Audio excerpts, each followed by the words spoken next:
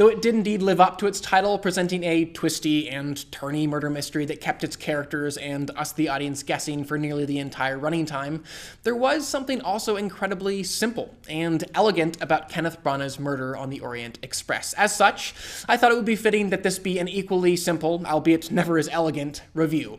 Because in an industry full of Guy Ritchie's, Michael Bay's, and Zack Snyder's, filmmakers that sometimes quite successfully just jam-pack their films full of noise, color, and motion, it was incredibly refreshing to encounter a Kenneth Branagh film that so confidently and contentedly does things with intentional restraint and wonderful class.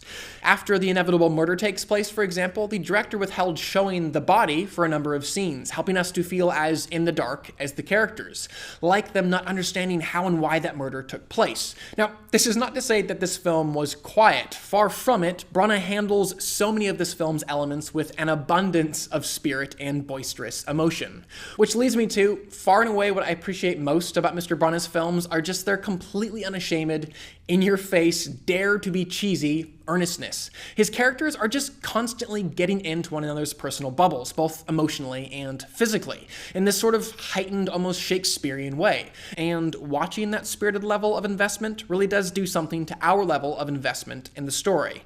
Not to mention, it just reminds us of a less sarcastic and ironic style of storytelling seen so rarely in cinemas these days. And having characters that are that captivated with one another, and therefore that captivating to us, is just incredibly important in a film that has little more than characters talking to one another and a limited number of locations. Speaking of those locations, though, the director really did do a fairly solid job visually varying a film that for 90% of its runtime was confined to one train. It just helped to break up the narrative and keep things moving forwards, our eyes constantly presented with, and therefore our brains constantly asked to process something slightly different than would have been shown previously. Each of them, however, were uniformly gorgeous and colorful, and the way that Branagh chose to shoot those sets also helped to drive the scenes forwards, sometimes pushing in close, allowing us, the audience, to invade those characters' bubbles, and sometimes pulling back, allowing us to witness the grandeur of locations, which, in a way, also helped us to view things as Detective Poirot did. Where the filmmakers chose to stall the locomotive, for example, really did help to heighten the tension purely through its precariousness. I thought, too, the director did a great job varying the pace and dynamics one scene to another, playing some straight through while intercutting others, all of which helped to keep things from becoming monotonously the same.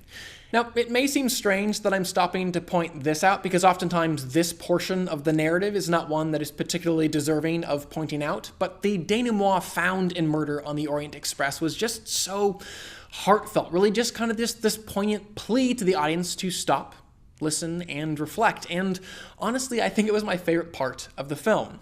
Unfortunately, as stellar as I found the denouement to be, the preceding climax couldn't help but feel like it was just something better suited for a book. As hard as the director worked setting that scene in a brand new location and pulling some really brilliant performances out of his ensemble, he just seemed unable to get away from the fact that this was still a bunch of people sitting around and talking, and for the most part just talking about their thoughts and reflections upon past events.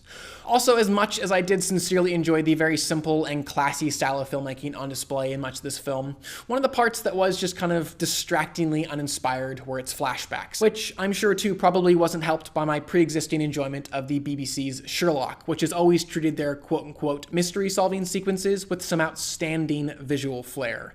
Even so, just tinting your flashbacks blue has become more than just a little bit boring.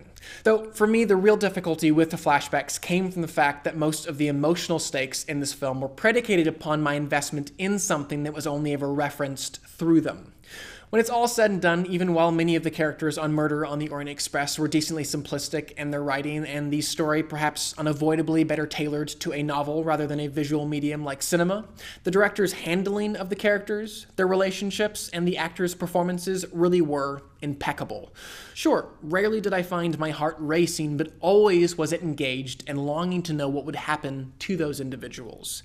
And I, for one, just love seeing what I feel is often missing in today's cinemas, something that was was classy, controlled, appropriately paced, and just in love with exploring the drama and dynamics between human beings. And for all these reasons, I will give the film a 4 out of 5 and a heart. I would still love to know what you guys thought of the film, though, so definitely comment below and let me know.